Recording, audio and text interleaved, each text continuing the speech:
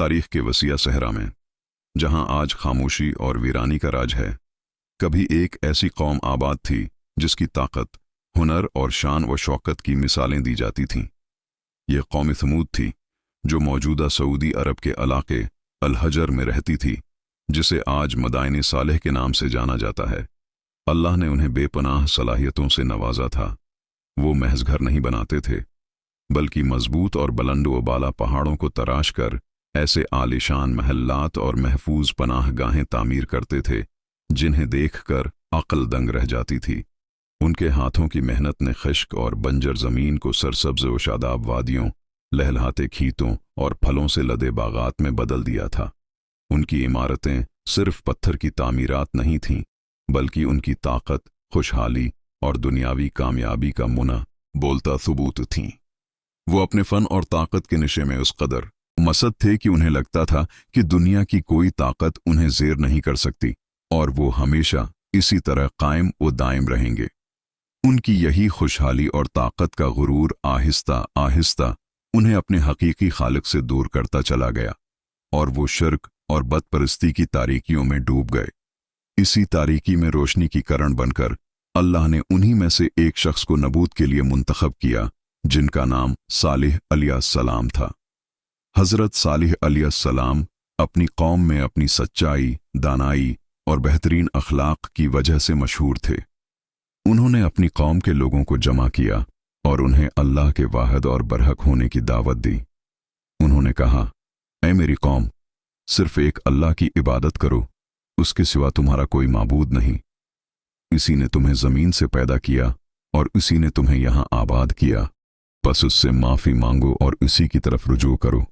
बेशक मेरा रब करीब है और दुआएं कबूल करने वाला है। मगर ताकत और दौलत के नशे में चोर कौम ने उनकी बात पर कान न धरे। वो उनका मजाक उड़ाते, इन पर हंसते और कहते, ऐ साले, इससे पहले तो तुम हमारे दरमियान एक उम्मीद का मरकज थे। क्या तुम हमें उन माबूदों की पूजा से रोकना चाहते हो जिनकी इबादत हमारे बाप दादा करते आए हैं? हमें तो इस बात में शदीद शक है जिसकी तरफ तुम हमें बुला रहे हो। वो हजरत सालिह अलैहिस्सलाम की नसीहतों को हकारत से ठिकराते रहे और अपनी गमराही पर कायम रहे। कौम के सरदारों ने, जो सबसे ज्यादा मुतकब्बिर और सरकश थे, हजरत सालिह अलैहिस्सलाम को चीलिंग करने का फैसला किया।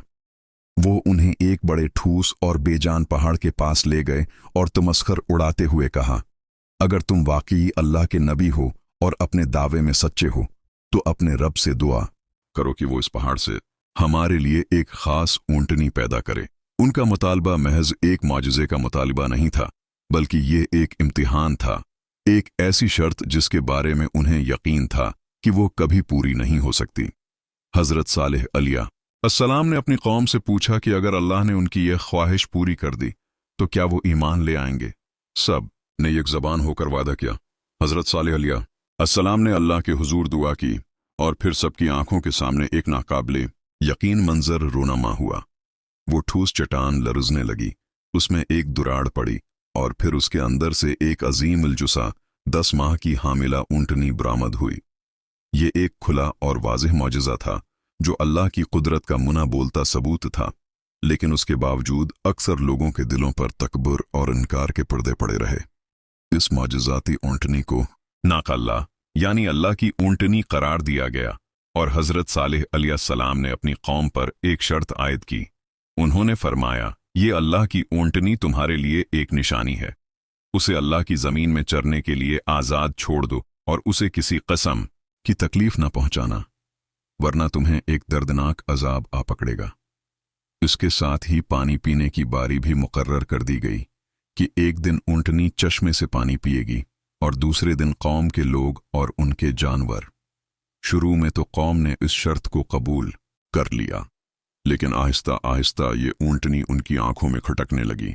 इसका अजीम जुसा और पानी का एक पूरा दिन उसके लिए मखसूस होना उनके लिए नाकाबिले बर्दाश्त हो गया। उनके दिलों में हसद और बुग़्ज़ की आग भड़क उठी। वो गुस्से और नाराज़गी से उसे देखते और आपस में सरगोशियां करते। आखिरकार कौम के 9 सरकश सरदारों ने मिलकर एक खौफनाक साजिश तैयार की। उन्होंने किस्में खाएं कि वो इस ऊंटनी को रास्ते से हटा देंगे, और एक शख्स जिसका नाम क़दार बन सालिफ था, जो अपनी कौम का सबसे बदबख्त इंसान था, इस घिनौने काम को अंजाम देने के लिए आगे बढ़ा। उसने छिपकर ऊंटनी पर हमला किया और उसकी कोंचें काट डालें, जिससे वो तड़पकर जमीन पर गिर गई और मर गई। ऊंटनी को हलाक करने के बाद वो मगरूर लोग खुशी मनाते हुए हजरत सालेह अलैहिस्सलाम के पास आए और गुस्ताखी से कहने लगे, ऐ सालेह, अगर तुम सच्चे रसूल हो तो वो अजाब ले आओ जिससे तुम हमें डराते थे। हजरत सालेह अलैहिस्सलाम ने उनकी सुरक्षित देखकर इंतहाई दुख और अफसोस के साथ फरमाया, अब तुम अपने घरों में सिर्फ 3 दिन और फायदा उठा लो। ये एक ऐसा वादा है जो झूठा ना होगा। मेहनत के 3 दिन शुरू हुए। पहले दिन इन सब के चेहरे खौफ और दहशत से जर्द पड़ गए। दूसरे दिन वो शदीद वहशत से सर्ख हो गए और तीसरे दिन जब महल्लत खत्म होने को थी, इनके चेहरे मायूसी और आने वाले अंजाम के तसव्वुर से सियाह पड़ गए। वो समझ चुके थे कि अजाब आने वाला है, लेकिन अब तौबे और वापसी का कोई रास्ता बाकी नहीं था। चौथे दिन की सुबह जब सूरज तुलुआ हुआ तो आसमान पर गहरे बादल छा गए। बजली कड़कने लगी और फिर एक ऐसी होलनाक और कान फाड़ देने वाली चंगाड़ बुलंद हुई जिसने उनके दिलों को चीर कर रख दिया।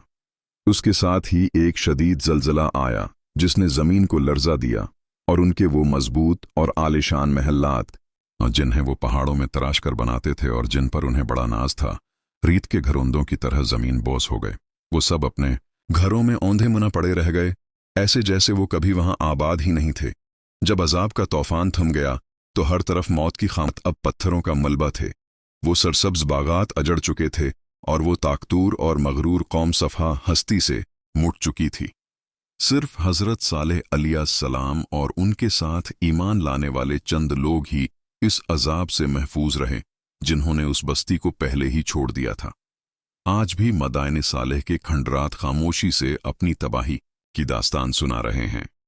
ये खंडरात गुरूब आफताब के मंजर में एक अबरत का निशान बनकर खड़े हैं, जो हर देखने वाले को ये सबक देते हैं कि अल्लाह की दी हुई नामतों और ताकत पर गुरूर करने और उसकी निशानियों को झटलाने वालों का अंजाम हमेशा तबाही और बर्बादी होता है।